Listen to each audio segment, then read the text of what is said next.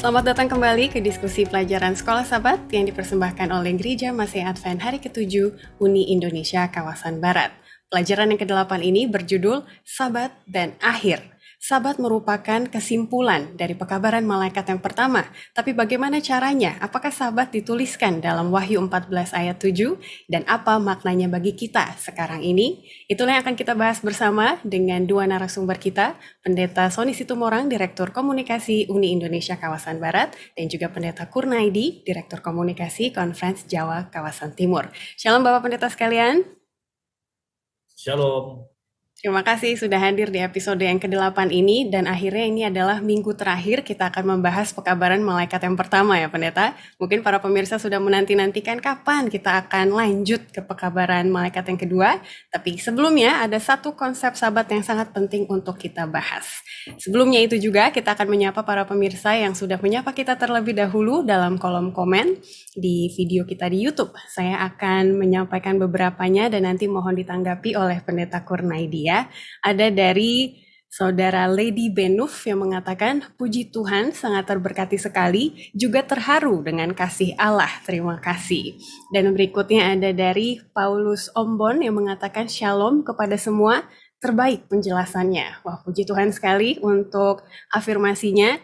Dan juga ada nama-nama baru seperti Simpson Elip, Lupinga Liza di Kota Marudu, Sabah, dan juga Bapak Andarias Pasongli dari Makassar menyampaikan salam untuk saudara-saudaraku di Jemaat Sei Akar Riau. Nah, Pak Pendeta Kurnaidi menanggapi bagaimana kolom komen kita sudah menjadi sebuah komunitas sosial begitu ya.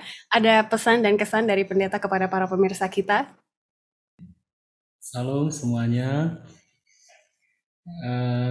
Saya sendiri merasa sangat terberkati dengan tadi mendengar apa yang dituliskan oleh para pemirsa, dan inilah salah satu tujuan dari pertemuan kita ini, yaitu membentuk satu persaudaraan, mengingat kita semuanya adalah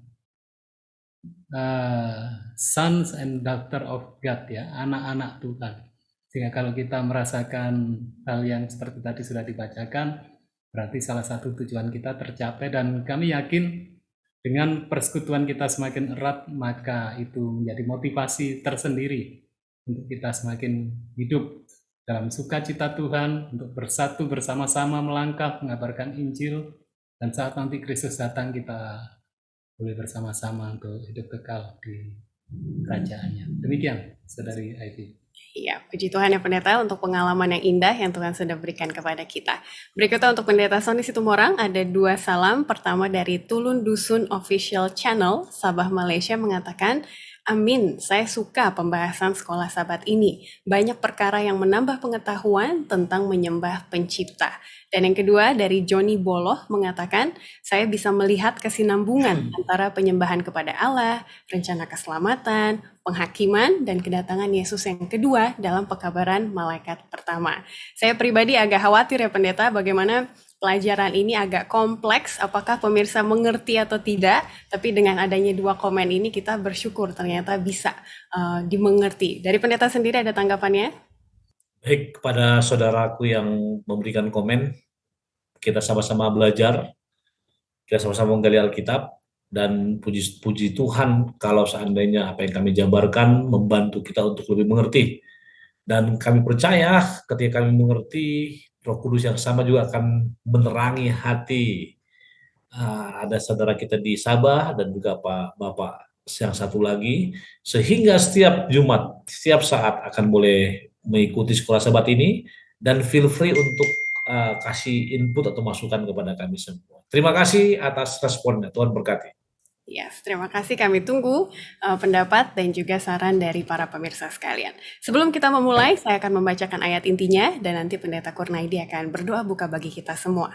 Efesus 3 ayat 9 mengatakan, dan untuk menyatakan apa isinya tugas penyelenggaraan rahasia yang telah berabad-abad tersembunyi dalam Allah yang menciptakan segala sesuatu.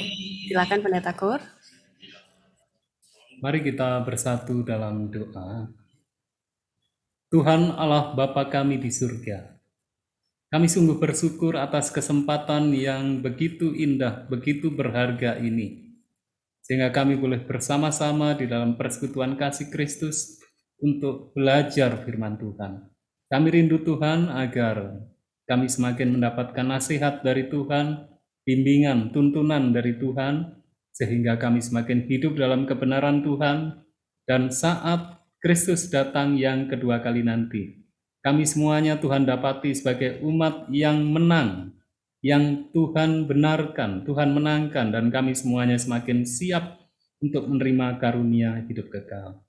Kami serahkan Tuhan sepanjang pertemuan ini dalam tuntunan Roh Kudus, sehingga menjadi berkat bagi kami, dan Tuhan semakin terpuji dan termuliakan. Di dalam nama Tuhan kami Yesus Kristus yang maha sempurna kami berdoa. Amin. Amin. Terima kasih Pendeta Kur. Pemirsa, mari kita berdiskusi bersama sambil menunggu pertanyaan yang akan ditanggapi di akhir dari episode kali ini oleh Bapak Pendeta sekalian. Hari Minggu memiliki judul Penghakiman, Penciptaan, dan Akuntabilitas. Nah, Pendeta Kurnaidi, akuntabilitas di sini artinya apa? Dan ini sepertinya kita akan menyimpulkan hal-hal yang sudah kita bahas selama kurang lebih 3 atau 4 minggu ya, mengenai penghakiman, penciptaan, dan juga topik yang kali ini tentang akuntabilitas ini. Silakan Pendeta Kurnaidi. Ya, salam sekali lagi semuanya. Satu poin yang sangat penting dari pelajaran kita ini adalah di hari Minggu penghakiman, penciptaan, dan akuntabilitas. Setan berusaha agar tujuan penciptaan itu menjadi hal yang kurang berharga. Tadi kita ingat, tujuan penciptaan dari Tuhan menciptakan manusia itu adalah manusia ini memiliki martabat, memiliki nilai yang sangat berharga, dan itulah manusia menguasai bumi, beranak cucu dan menguasai bumi. Setan tidak ingin hal yang demikian. Dan setan berusaha merusak dengan berbagai hal, termasuk ajaran-ajaran nantinya kita akan pelajari, agar manusia kurang memahami tujuan dari penciptaan. Di sini di dalam pelajaran hari Minggu bahkan ada satu kalimat demikian. Jika kita hanyalah salah satu dari 8 miliar orang yang saling mencakar satu sama lain untuk ruang hidup di planet yang disebut bumi, kehidupan kehilangan tujuannya selain sekedar bertahan hidup. Ya, kita bisa bayangkan. Kalau kemudian kita tidak menyadari bahwa kondisi kita saat diciptakan itu kondisi yang terbaik menurut gambar dan peta Allah, maka kita hanya hidup di dunia ini hanya sekedar untuk bertahan hidup, mencari makan dan lain-lain, bahkan saling mencakar supaya bertahan hidup. Nah, disinilah Tuhan kemudian memiliki atau memberikan satu tanggung jawab kepada manusia, supaya manusia menjaga kondisinya itu sebagai kondisi yang terbaik. Jangan mau untuk kemudian dikelabui oleh setan sehingga tidak memiliki pemahaman yang benar tentang penciptaan dirinya sebagai manusia.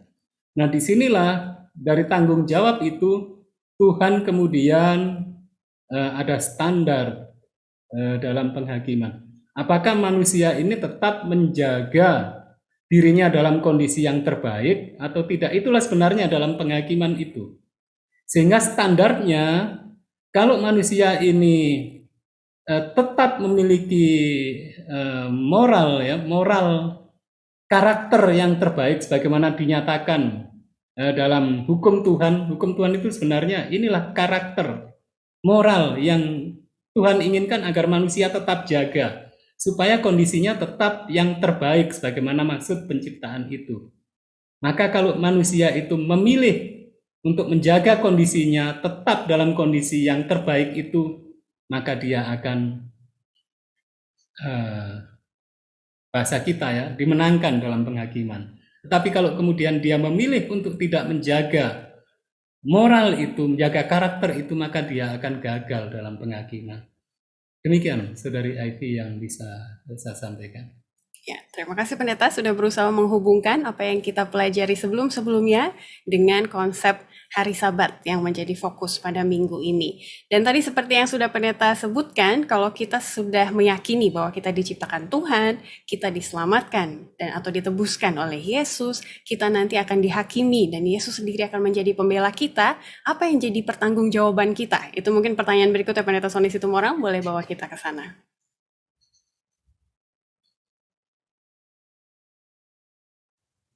Baik, terima kasih. Ketika Ivy mengatakan pertanggungjawaban, maka itu merupakan sinonim dari kata akuntabilitas.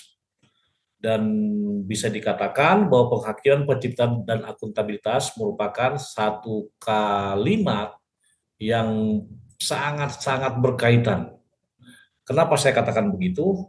Apa yang tanggung jawab kita? Ingat, saya ingatkan lagi minggu lalu kita mengatakan ketika kita mengetahui pekabaran 2300 pertanyaan pagi, saya katakan begini, jangan fokus kepada tahun-tahunnya, tapi fokus kepada persiapannya. Setelah kita tahu apa yang kita lakukan. Nah, di paragraf kedua di sini, kita juga mengetahui bahwa Wahyu pasal 14 mengumumkan bahwa waktu penghakimannya telah tiba.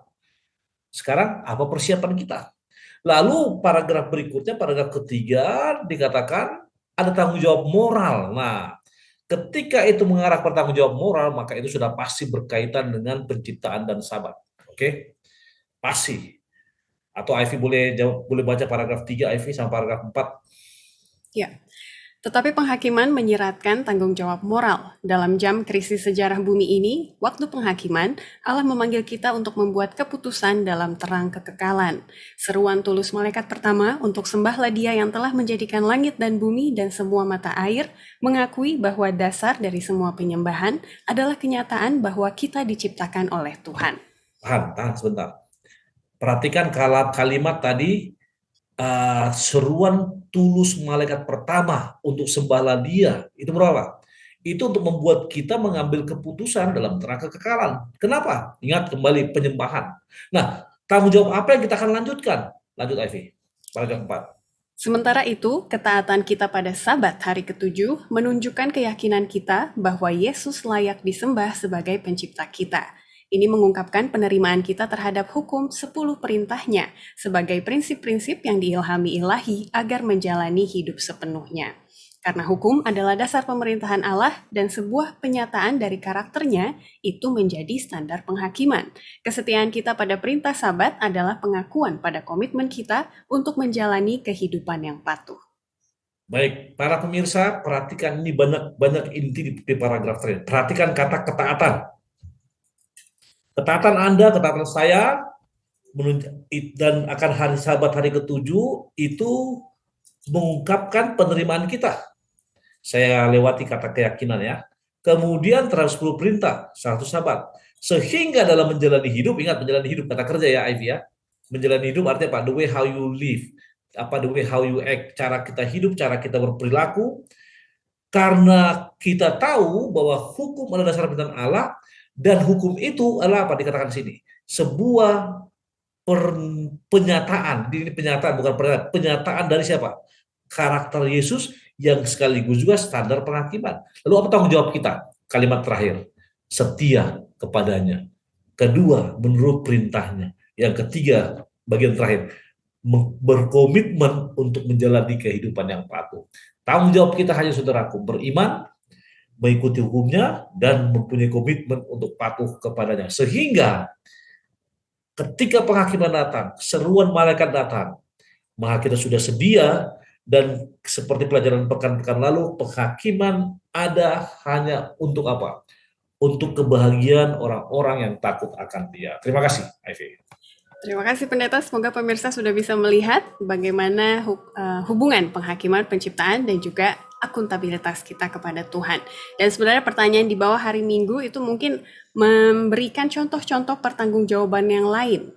Keturunan alias keluarga gitu ya, lingkungan ataupun hubungan sosial kita, dan juga karakter, sifat kita selama hidup di dunia ini. Baiklah, kita lanjut ke hari Senin dengan judul Hari Sabat dan Penciptaan. Mungkin satu pertanyaan yang sering ditanyakan oleh umat Kristen adalah di mana konsep Sabat terdapat di dalam pekabaran malaikat yang pertama dalam Wahyu 14 ayat 7, karena tidak ada kata hari Sabat ya Pendeta Kurnaidi di pekabaran malaikat pertama itu. Jadi tolong jelaskan kepada kita hubungannya seperti apa. Ya, terima kasih banyak Saudari Ivy. Memang ini satu pertanyaan bisa dikatakan klasik ya, dan sering ditanyakan. Mana hubungannya antara penciptaan dengan Sabat? Kalau ini tepatnya di Wahyu pasal 14 ayat yang ke-7, mungkin ada baiknya kita baca. Saya akan baca demikian. Dan ia berseru dengan suara nyaring, malaikat yang pertama, takutlah akan Allah dan muliakanlah Dia, karena telah tiba saat penghakimannya, dan sembahlah Dia yang telah menjadikan langit dan bumi dan laut dan semua mata air. Nah, inilah yang menjadi dasar kita untuk penyembahan kepada Tuhan. Karena Dia adalah yang menciptakan atau menjadikan langit dan bumi dan laut dan semua mata air. Kita tahu bahwa ketika Tuhan menciptakan, 6 hari itu sebenarnya sudah selesai. Tetapi Tuhan menambah lagi 1 hari.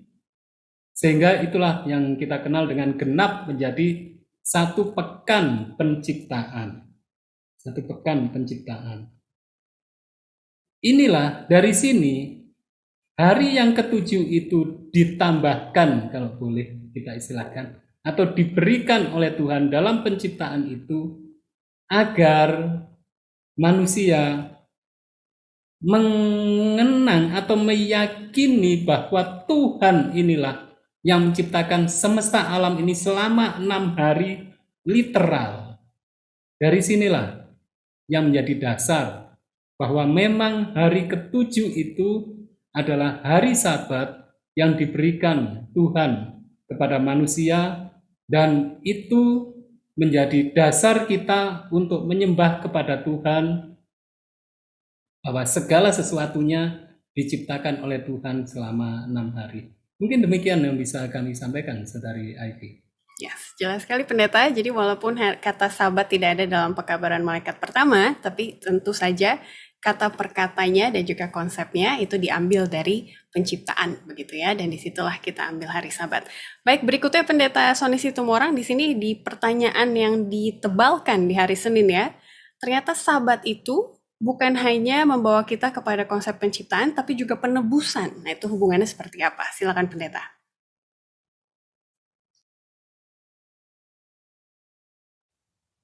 Sabat membawa kita kepada penebusan. Para pemirsa, ketika Anda baca ini, boleh buka Kejadian 2 ayat 1, bahkan sampai Wahyu pasal 14 ayat 6 dan 7.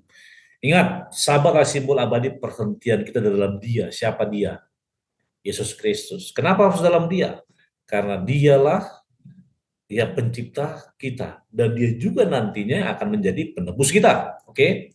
Kalau bahasa gampangnya akan ke situ. Namun, kita harus lihat kenapa sampai Sabat dikatakan simbol abadi. Nah, saya senang gini, Ivy. Coba kalau kita lihat tadi penciptaan itu dimulai Kejadian 1 ayat 1. Pada mulanya Allah menciptakan langit dan bumi. Mungkin para pemirsa jarang perhatikan ini. Kemudian Yohanes 1 ayat 1, pada mulanya adalah firman. Itu sama sebenarnya artinya. Hanya penjabarannya beda. Nah, untuk lebih jelas, Ivy boleh baca paragraf ke-3. Kitab suci memanggil kita untuk beristirahat dalam kasih dan perhatiannya setiap hari Sabat. Sabat adalah simbol istirahat, bukan pekerjaan. Anugerah, bukan legalisme. Jaminan, bukan penghukuman. Bergantung padanya, bukan pada diri kita sendiri. Setiap Sabat kita bersuka cita dalam kebaikannya dan memuji Dia untuk keselamatan yang hanya dapat ditemukan di dalam Kristus. Sabat juga merupakan penghubung abadi antara kesempurnaan Eden di masa lalu dan kemuliaan langit baru dan bumi baru di masa depan. Perhatikan kata bukan pada diri kita. Oke? Para pemirsa, bukan pada diri Anda. Bahkan dikatakan setiap Sabat bersuka cita dan memuji Dia untuk apa? untuk keselamatan yang hanya dapat ditemukan dalam siapa? Kristus. Artinya penebusan itu ada di sana, hanya melalui Dia. Bahkan dikatakan, nah ini saya senang kalimat ini, Sabat juga merupakan penghubung abadi antara kesempurnaan Eden di masa lalu dan kemuliaan langit baru dan bumi baru di masa depan. Artinya in between, di antara penciptaan manusia jatuh ke dalam dosa, sebelum sorga atau dunia baru ada apa? Inilah yang Tuhan telah rapatkan, atau Dewan Musyawarah Allah. Kalau saya punya dosen mengatakan, Allah Bapa, Allah Anak, Allah Roh di sorga sudah rencanakan. Just in case Ivy jatuh ke dalam dosa, contoh. Just in case Pastor Kurnia dalam dosa, atau saya dalam dosa. Maka sudah ada dipersiapkan apa? Menjadi juru selamat. Sehingga hari Sabat dan penciptaan itu tidak bisa dipisah. Untuk mengakhiri saya punya statement paragraf terakhir, Ivy. Hari Sabat memanggil kita kembali ke akar kita. Ini adalah tautan kepada keluarga kita mula-mula. Sabat telah dipelihara terus-menerus sejak waktu dimulai. Ini adalah hubungan kembali yang tak terputus melalui waktu untuk penciptaan kita. Itu membuat kita tetap fokus pada kebenaran mulia bahwa kita adalah anak-anak Allah. Itu memanggil kita untuk menjalin hubungan yang intim dan dekat dengannya. Terima kasih. Terima kasih sekali, dan para pemirsa boleh lanjutkan diskusinya, terutama membahas nomor 2 di hari Jumat, karena di situ kita ditanya, jadi bagaimana pentingnya doktrin penciptaan itu sekarang, dan bagaimana kita melihat hari Sabat yang kita alami setiap minggunya akan menjadi berbeda setelah mempelajari pelajaran hari Senin di pelajaran ke-8 ini. Baiklah, kita akan lanjut ke hari Selasa dengan judul Sebuah Penipuan yang Tidak Begitu Halus. Tadi saya ingat Pendeta Kurnaidi sudah sebutkan bagaimana iblis berusaha dengan keras gitu ya Pendeta, supaya orang-orang melupakan siapa pencipta kita, siapa hari Sabat kita, karena ternyata penting sekali pekabarannya. Dan bagaimana caranya iblis membuat kita bingung tentang pekabaran malaikat yang pertama ini. Silakan Pendeta. Iya, terima kasih sekali lagi Saudari Ivy, dan sekali lagi salam semuanya para sahabat yang menyaksikan atau bersama-sama dengan kita dalam berdiskusi ini. Nah, pertanyaan tadi yang bisa diajukan oleh Saudari Ivy, bagaimana iblis menciptakan kebingungan supaya manusia lupa terhadap pencipta dan hari Sabatnya? Itulah tadi pentingnya penciptaan, bahwa Tuhan itu menciptakan manusia, bahkan alam semesta ini selama 6 hari, literal. Karena kalau tidak literal, misalnya ada yang mengatakan itu 1 tahun. Kalau 1 tahun tidak ada matahari, kita bisa bayangkan bagaimana kemudian tumbuh-tumbuhan itu bisa tetap hidup. Ya, itu sangat tidak mungkin. Bahkan makhluk hidup yang lain pun juga akan sulit untuk hidup. Nah, itulah sebabnya literal. Nah, salah satu hal yang dilakukan oleh iblis untuk manusia bingung yaitu dengan teori evolusi. Iblis berusaha mengalihkan pemikiran manusia agar boleh manusia itu tetap yakin bahwa Tuhan itu sebagai pencipta. Tetapi dalam penciptaan itu Tuhan membutuhkan waktu. Padahal firman Tuhan mengatakan, dengan berfirman maka semuanya itu jadi. Bukan sesuatu yang sulit bagi Tuhan untuk menciptakan alam semesta ini. Tuhan mengatakan jadilah petang atau jadilah terang, maka terang itu jadi. Jadilah A, maka A itu jadi. Jadi sangat mudah bagi Tuhan. Itulah yang dilakukan Tuhan selama 6 hari penciptaan. Dengan yang dilakukan oleh setan, penciptaan itu berlangsung dalam waktu yang lama. Ini yang dicoba oleh setan untuk membingungkan. Kemudian hal yang lain adalah agar Sabat ini menjadi sesuatu yang legalis, tadi sudah disinggung juga, ini saya ingin tambahkan, yang tidak ada hubungannya dengan Kristus. Bahkan ada yang mengatakan begitu dari kalangan Kristen ya. Sabat ini tidak ada hubungannya dengan Kristus. Yang penting kita percaya Kristus, nggak perlu Sabat. Nah, ini satu hal yang juga sangat berbahaya. Bahkan Kristus ini sebagai wujud atau kepenuhan Allah itulah yang ada dalam Kristus. Tuhan sebagai yang mengasihi manusia, tentu tadi sudah kami sampaikan di awal, ingin agar manusia itu tetap dalam kondisi yang terbaik. Nah, ketika manusia itu berdosa, Tuhan yang ingin agar manusia itu tetap dalam kondisi yang terbaik, dia rela untuk mengorbankan hidupnya sehingga manusia itu kembali dapat ke kondisi yang terbaik itu. Itulah siapa yang bisa melakukan itu selama sejarah dunia ini hingga saat ini, bahkan hingga akhir zaman, hanya Kristus yang melakukan itu. Dengan demikian menyatakan bahwa Kristus itu pencipta, Kristus itu penebus, dan ingat, Kristus itu atau Yesus itu mati pada hari Jumat, dan pada hari Sabat Yesus berada di kubur. Untuk apa? Supaya manusia bisa kondisi yang terbaik. Jadi inilah hubungannya antara penyembahan kepada Tuhan Yesus dan Sabat. Jadi dua hal. Yang pertama evolusi, yang kedua percaya Yesus, nggak usah kuduskan Sabat. Demikian yang bisa kami sampaikan, Saudari Aiki. Terima kasih sekali Pendeta, sudah sangat jelas dan itu bisa kita lihat begitu ya, pengetahuan dan juga perkembangannya sampai sekarang ini. Nah, sebenarnya Pendeta Sony Situmorang, apa sih yang menjadi motif iblis ketika dia menyerang hari Sabat? Apakah motifnya ini sama ketika dia juga menyerang Tuhan di surga di awal gitu, sebelum kejatuhannya? Apa sebenarnya prinsip yang diserang dalam hal penyembahan hari Sabat ini? Baik, terima kasih. Ketika saudara hidup di zaman sekarang ini, apalagi menjelang pemilu, maka setiap calon presiden punya statement masing-masing. Statementnya halus, tapi bersifat membenarkan diri dan cenderung, saya katakannya, membuat orang lain a priori akan calon yang lain. A priori artinya mengambil suatu kesimpulan sebelum melihat secara jelas dan nyata apa. Itu mirip sama asumsi, tapi ada sedikit perbedaan atau persepsi ya.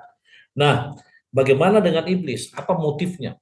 Ketika kita bicara motif, maka sudah pasti yang iblis mau serang itu adalah kekuasaannya, otoritasnya, atau bisa kita katakan juga yang ingin dia serang adalah eksistensi Allah. Tapi kalau kita jabarkan sedikit, Sabat merupakan salah satu alat atau pintu masuk untuk boleh menyerang Tuhan. Kalau para pemirsa nanti agak sedikit mau baca, maka di paragraf kedua, ketiga dijelaskan ada orang yang mengatakan bahwa penciptaan bukan 6 hari literal.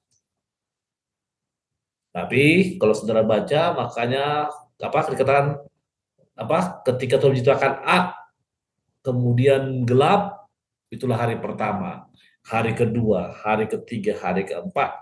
Nah, namun supaya lebih jelaskan juga mengenai kata yom di sini. Saya tidak akan jelaskan panjang-panjang, tapi saya mau Ivy baca paragraf ke-1, 2, 3. Paragraf keempat, Ivy. Jika Tuhan. Juga, jika Tuhan tidak menciptakan dunia dalam 6 hari literal, apakah arti pentingnya Sabat hari ke-7? Mengapa Tuhan memerintahkannya? Sama sekali tidak masuk akal untuk meninggalkan Sabat sebagai warisan kekal dari 6 hari minggu penciptaan, jika minggu penciptaan 6 hari tidak pernah ada sejak awal. Menerima penciptaan yang lama berarti menantang kebutuhan akan Sabat hari ke-7. Ini juga menimbulkan pertanyaan serius mengenai integritas kitab suci. Nah, dan untuk jawaban yang tadi, Afi baca paragraf terakhir. Ya, dengan menyerang hari Sabat, iblis menantang inti otoritas Allah. Dan apakah yang bisa lebih efektif dalam menghancurkan peringatan 6 hari penciptaan selain dengan menyangkal realitas penciptaan 6 hari? Tidak heran begitu banyak orang, termasuk orang Kristen, mengabaikan Sabat hari ke-7, betapa sebuah pengaturan untuk penipuan akhir. Oke, terima kasih. Jadi pemirsa, ketika pemirsa baca ini, maka saya ingin katakan kepada para pemirsa di rumah, kenapa sekarang banyak orang mengesampingkan Sabat? Seperti saya katakan tadi, ini merupakan bagian dari strategic plan iblis. Dengan menekankan satu kata anugerah, kasih karunia. Kita diselamatkan bukan karena menurut hukum, atau bukan karena usaha kita.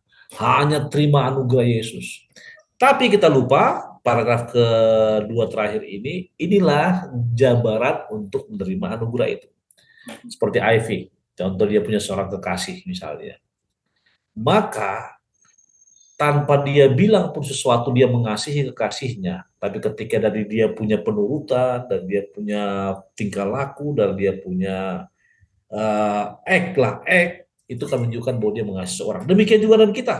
Ketika iblis menantang otoritas Allah melalui Sabat, di mana posisi kita? Ketika kita punya posisi sama seperti iblis, yaitu dengan tidak mengindahkan Sabat, maka adalah the devil's companion, atau pada Satan companion. Tapi ketika saudara memperingati Sabat sebagai simbol abadi perhentian kita dalam Dia, seperti pelajaran kemarin, maka you are the son of God. Itu dari saya. Terima kasih, Ivy.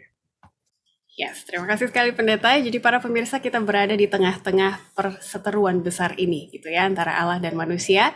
Manakah yang kita pilih? Dan pertanyaan nomor 4 di hari Jumat juga penting untuk didiskusikan di UKSS masing-masing. Kalau ada orang yang percaya evolusi, bagaimana kira-kira kita menjelaskan atau memperingatkan tentang penciptaan dan juga konsep Sabat kepada mereka? Baik, kita lanjut lagi pemirsa ke hari Rabu dengan judul Penciptaan, Hari Sabat, dan Akhir Zaman. Bagaimana cerita tentang semua ini masih berlaku juga sekarang ini, Pendeta Kurnaidi, dan tantangannya masih sama zaman dulu sampai zaman sekarang. Hari Sabat menjadi kendala bagi banyak orang. Silakan Pendeta jelaskan. Iya, memang ya, ini hari Sabat menjadi tantangan mulai dari awal hingga akhir zaman.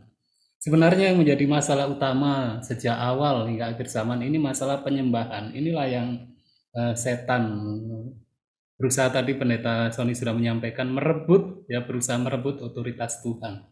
Agar Tuhan meskipun diimani sebagai pencipta, tetapi tidak disembah sebagaimana layaknya seorang menyembah pencipta. Nah, dengan menyerang hari Sabat ini, sesungguhnya manusia atau siapapun itu kurang mengakui atau bahkan tidak mengakui Tuhan itu sebagai penciptanya.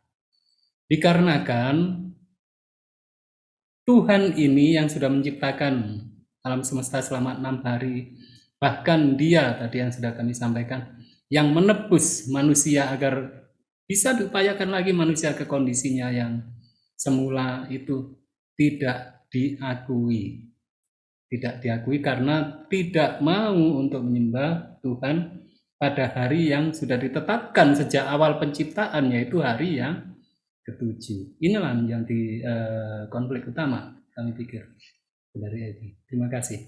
Yes, terima kasih Pendeta. Jadi saya mau menghubungkan dengan yang selama ini Pendeta Sony Situmorang katakan, bagaimana pentingnya persiapan gitu ya Pendeta. Dan kita langsung ke hari Jumat, hari Jumat nomor ketiga. Pertanyaannya di sana adalah bagaimana Daniel 3 dan Daniel 6 itu sebenarnya sudah memperingatkan kita tentang tantangan hari Sabat ini dengan munculnya tanda binatang. Nah, ini boleh Pendeta kembali hubungkan semuanya. Baik, terima kasih.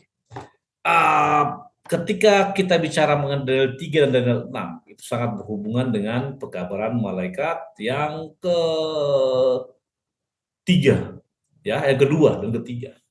Ketika kita bicara mengenai Daniel 3 dan Daniel 6, sehubungan dengan tanda binatang, maka saya mau para pemirsa di rumah coba buka pelajaran hari Rabu yang nomor 2, bacalah itu, Wahyu pasal 14 ayat 9. Ada kan di sekolah Sabat kan, jadi dikatakan begini, ya. Wahyu pasal 14 ayat 7 adalah panggilan untuk apa? Ya. Takut akan Tuhan atau pertobatan. Lalu Wahyu pasal 14 ayat 9 adalah seruan untuk tidak apa? Menyembah binatang dan patungnya. Ini kan sangat berhubungan dengan percayaan hari Jumat ya, Ivy. Nomor berapa tadi? Nomor 3, Pendeta. Nomor 3. Yang saya menyampaikan di sini adalah hubungan pertanyaan nomor 3 hari Jumat, bagaimana Anda melihat isu penyembahan. Nah, saya mau tekankan, ketika orang bicara mengenai binatang dan patungnya, banyak orang terkesan menakut-nakuti. Saya mau katakan kepada saudara, inti dari penyembahan bukanlah ketakutan, tapi inti penyembahan adalah kasih atau penghormatan kepadanya. Sehingga ketika setan berusaha untuk menggunakan segala cara, termasuk saya bisa katakan pekabaran malaikat pertama, kedua, dan ketiga yang merupakan seruan bagi kita, ada ancaman di sana, maka ada hal-hal yang harus dilakukan, yaitu Pak, persiapan saya katakan tadi. Bahkan persiapan tersebut akan lebih nyata bila mana kita menuruti perintahnya. Itu sebabnya penulis pelajaran sholat Sabat pada kuartal ini mengatakan penciptaan hari Sabat itu sangat berhubungan dengan akhir zaman. Di mana penciptaan ada apa? Ada otoritas Allah ditunjukkan, hari Sabat kita punya penurutan dan juga kasih tunjukkan, dan akhir zaman itu merupakan ujian akhir dari kemurnian iman dan percaya kita. Jadi, bagaimana dengan patung dan tanda binatang? Saya mau katakan, itu merupakan aksesoris yang akan kita hadapi dalam dunia ini. Namun kalau kita beriman setia kepadanya, itu akan kita bisa lewati. Terima kasih, Ivy. Ya, dan lebih jelasnya kita akan bahas di minggu-minggu ke depan. Jadi para pemirsa jangan bosan-bosan belajar sekolah Sabat dari minggu ke minggu karena semuanya akan melengkapi satu sama lain. Kita lanjut ke hari Kamis dengan judul Hari Sabat dan Perhentian Kekal. Sepertinya hari Sabat sudah ada dari, bukan sepertinya ya, hari Sabat sudah ada dari penciptaan. Lalu kita bahas bagaimana hari Sabat juga menjadi tantangan penting di akhir zaman ini. Lalu pertanyaan berikutnya, bagaimana dengan kekekalan nanti? Apa fungsi hari Sabat, Pendeta Kurnai, di dalam kekekalan?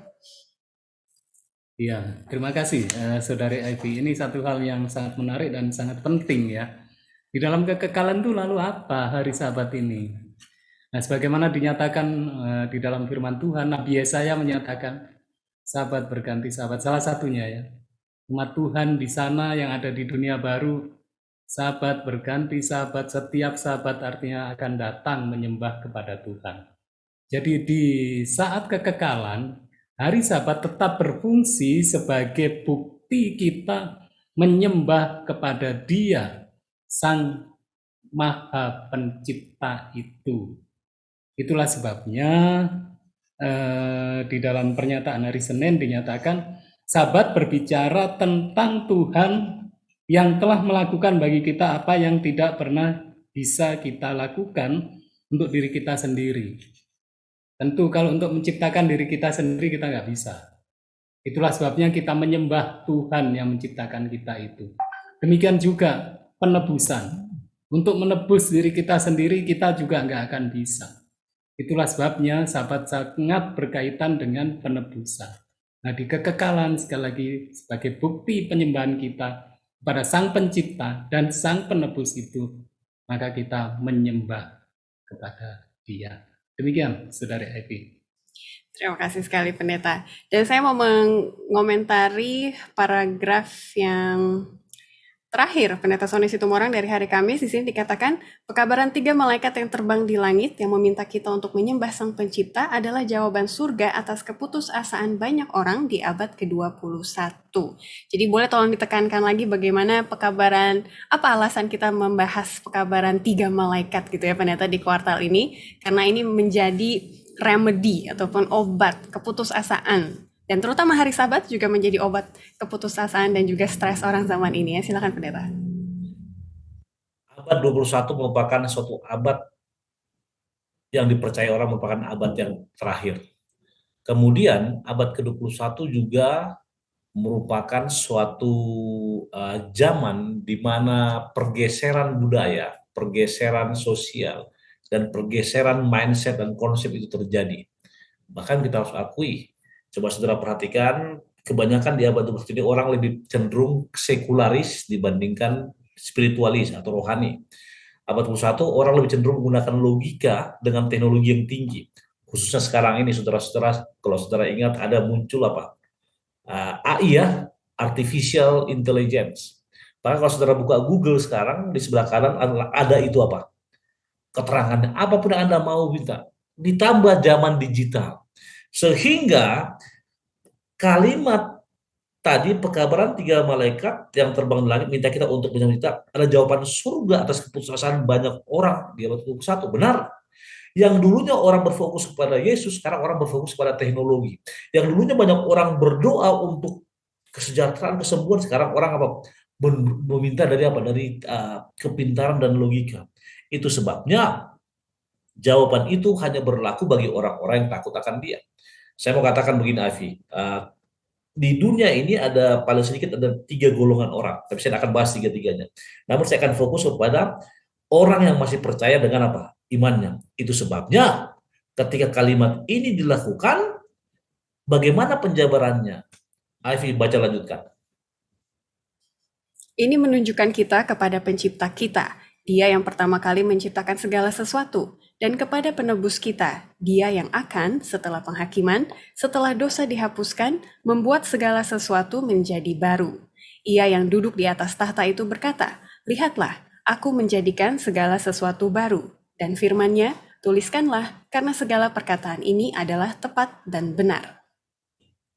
Jelas, oke? Dikatakan Dia yang pertama, dan Dia yang akan juga setelah penghakiman. Dan Dia juga nanti setelah dosa dihapuskan. Dan Dia juga nanti akan jadi baru. Jadi ketika dikatakan ini jawaban, benar, ini jawaban akan keduniawian yang fana ini, yang dunia yang sudah rusak ini jawabannya untuk bisa diperbaharui kembali. Terima kasih, Ivy. Terima kasih sekali, puji Tuhan, kita sudah dibawa ke dalam suatu perspektif untuk melihat gambaran besarnya gitu ya, bagaimana perjalanan zaman dan juga posisi kita di akhir zaman ini menanti kedatangan Yesus yang kedua kali. Baik pemirsa, kita akan masuk ke dalam kesimpulan. Pertanyaan kesimpulan saya akan bawakan dari hari Kamis yang paling bawah, Pak Pendeta sekalian. Jadi bagaimana kita melihat hari Sabat sebagai cita rasa surgawi dalam hidup Anda sendiri dan keluarga Anda. Mungkin ada beberapa pemirsa yang sudah mulai bosan dengan hari Sabat dari minggu ke minggu, tapi semoga pelajaran ini membawa suatu ajakan baru gitu ya. Bagaimana pengalaman hari Sabat kita dalam terang pekabaran malaikat yang pertama. Boleh saya mulai dari Pendeta Sony Situmorang terlebih dahulu? Pada masa ini, bagi sebagian orang, Sabat hanya merupakan ritualitas atau ritual. Sabat merupakan legalitas, legalisme, hanya sesuatu yang diikutin. Sabat merupakan kebiasaan yang saya lakukan dari kecil dan turun-temurun. Itu sah-sah saja, karena itu sudah lakukan. Namun, pertanyaan ini, bagaimanakah Anda dapat secara pribadi menjadikan hari Sabat sebagai cita rasa surgawi? Itu bergantung kepada iman kita masing-masing, keyakinan kita masing-masing, itu bergantung kepada kerohanian kita masing-masing.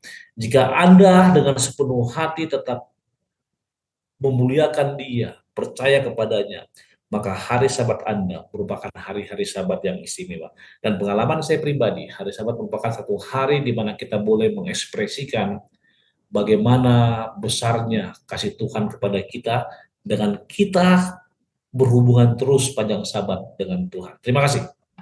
Amin. Terima kasih. Pendeta Kurnaidi dengan kesimpulannya, silakan. Ya, jadi hari Sabat ini diberikan Tuhan oleh Tuhan untuk kita manusia, agar kita boleh beristirahat, boleh melepaskan segala kepenatan yang selama 6 hari kita, dalam tanda kutip tentunya, berusaha dengan kekuatan kita untuk mencapai, melakukan ini itu. Di hari Sabat ini agar kita serahkan semuanya kepada Tuhan. Dan kita yakin Tuhan yang sudah menciptakan kita ini yang terbaik ya, kita yang terbaik. Tentu Dia tidak berubah. Kalau kita serahkan segala sesuatunya ke dalam kehendak-Nya, di hari Sabat ini akan menjadi kenikmatan, dan 6 hari bekerja berikutnya iman kita semakin dikuatkan untuk itu. Demikian, Saudari Ivy. Terima kasih sekali, puji Tuhan, untuk pelayanan dari Pendeta Kurnaidi dan juga Pendeta Sony Situmorang. Sekarang kita akan menanggapi pertanyaan-pertanyaan telah masuk di episode yang lalu di kolom komen YouTube. Yang pertama saya arahkan kepada Pendeta Sony Situmorang dari akun Dewanta Manik. Beliau memiliki satu pernyataan. Serangan terhadap penciptaan ternyata adalah strategi setan untuk mengaburkan Tuhan. Contohnya penerimaan evolusi dan juga jenis kelamin non-binary. Berarti ada jenis kelamin selain pria dan wanita begitu ya. Yang menciptakan kebingungan dan juga kelainan jiwa. Bagaimana tanggapan Pendeta Sony Situmorang dengan pemahaman-pemahaman baru zaman ini gitu ya, yang berkaitan dengan konsep penciptaan dan juga Sabat? Baik, ketika Pak Dewanta Manik mengatakan serangan terhadap penciptaan adalah strategi setan untuk mengaburkan Tuhan. Tadi sangat jelas dikatakan bahwa setan ingin menyerang otoritas Allah sebagai Tuhan pencipta. Dan saat ini banyak free thinker, contoh kayak Freemasonry, ada golongan-golongan yang lebih percaya logika mengatakan itu. Ketika diminta pendapat, apakah itu benar? Ya benar. Bahkan sekarang contoh lihat, gereja pun sudah disusupi dengan, ada beberapa gereja di dunia ini yang diizinkan untuk menikahkan perkawinan sejenis. yang dalam konteks ini non-binary. Kalau dalam bahasa Greka itu neuter, tidak maskulin, tidak feminin. Dalam bahasa Yunani ya, Pastorku masih ingat ya, kuliah dulu di UNA, jadi tidak maskulin, tidak feminin, itu neuter. Atau dalam bahasa lain ada hewan berdua kelamin, seperti itulah. Namun kebingungan tersebut akan nyata nanti ketika solusi datang. Itu 3 pekabaran malaikat ini. Jadi serangan tersebut akan dipatahkan semua. Ketika kebenaran Tuhan nyata, dan kita sebagai umatnya akan boleh melihat kemenangan tersebut. Terima kasih, Ivy. Terima kasih sekali Pendeta dan juga Dewanta Manik yang telah menyampaikan pertanyaannya. Berikutnya kepada Pendeta Kurnaidi, saya sampaikan pertanyaan dari akun Manalu Washington. Mengapa dalam pelajaran minggu lalu mengenai menyembah Sang Pencipta, ditekankan mengenai penyembahan bukan pertobatan? Karena menurut hemat beliau, orang yang sudah bertobat pasti menyembah. Tetapi orang yang menyembah belum tentu bertobat. Banyak penyembah formalitas saja saat ini. Jadi mengapa fokusnya ke penyembahan bukan ke pertobatan? Silakan Pendeta Kurnaidi. Iya, terima kasih banyak untuk yang bertanya ini. Dan ini satu poin yang memang sangat penting untuk kita pahami. Ada satu kutipan demikian dinyatakan di dalam satu buku Christ and the Sabbath. Ya, demikian. The highest form of worship is in obedience. Jadi bentuk tertinggi dari penyembahan itu adalah ketaatan. Jadi kenapa ditekankan penyembahan bukan pertobatan? Dikarenakan dengan kita menyembah itu pasti dibarengi dengan ketaatan. Tapi belum tentu seorang yang bertobat kemudian dia mau menyembah. Arti menyembah ini sendiri kan menyerahkan, kita merasa worship tidak berdaya, sehingga kita tunduk takluk ya pada Tuhan. Nah, itulah sebabnya penyembahan yang lebih ditekankan dalam hal ini. Demikian itu dari Ivy. Ya, saya juga teringat yang pertama disebutkan dalam pekabaran malaikat yang pertama adalah takutlah akan Allah dan muliakanlah Dia. Jadi mulai dari konsep penyembahan dulu ya Pendeta ya, baru nanti berikutnya hari Sabat dan lain-lain akan menjadi lanjutannya. Baiklah para pemirsa, di akhir dari episode kita ini saya undang Pendeta Sony Situmorang untuk berdoa bagi para pemirsa sekalian. Baik, kita berdoa. Bapak Semawi, terima kasih Tuhan atas perjalanan sahabat yang indah, berkati hamba-Mu, Ivy, juga Pastor Kurnaidi dan juga Daniel di belakang layar. Biarlah perjalanan sahabat yang menjadi berkat bagi banyak orang dan juga bagi para pemirsa yang mendengarkannya. Ampuni dosa kami Tuhan, lalu kami berdoa. Amin. Amin. Terima kasih sekali lagi untuk Pendeta Situmorang dan juga Pendeta Kurnaidi. Tuhan berkati. Sampai kita bertemu lagi di episode mendatang ya Pendeta ya. Dan bagi para pemirsa sekalian, mari kita lanjutkan pekabaran malaikat, 3 malaikat dalam pekabaran malaikat yang kedua minggu depan. Dan juga masih ada pertanyaan banyak yang telah masuk, jadi kami akan respon di hari-hari yang berikutnya. Tetap sehat, Tuhan memberkati kita semua.